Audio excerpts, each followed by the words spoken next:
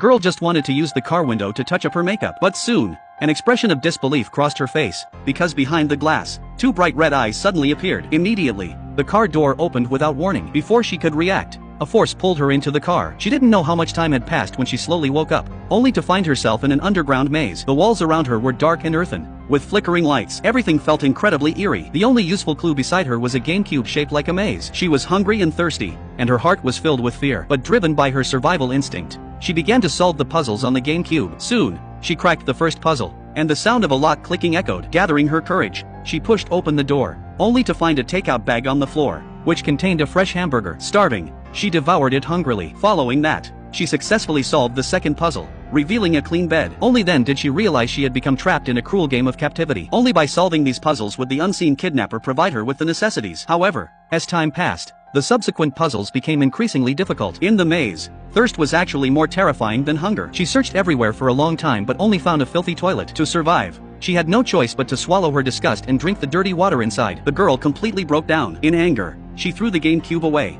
but immediately regretted it. After all, it was her only hope for survival. She quickly grabbed it back and apologized and pleaded with the unseen kidnapper, as if she could hear her cries for mercy. Suddenly, a small bottle of clean water appeared before her. This continued for an unknown amount of time until one day, the girl suddenly heard faint crying. Following the sound, she discovered a door. Wanting to comfort the person trapped inside, she found a note with a password written on it on the door. Using the numbers on the note, she dialed the combination lock, and the door opened. Cautiously, she pushed it open and saw a girl about her age, her hands tightly bound behind her back. What the other girl said next left her in shock.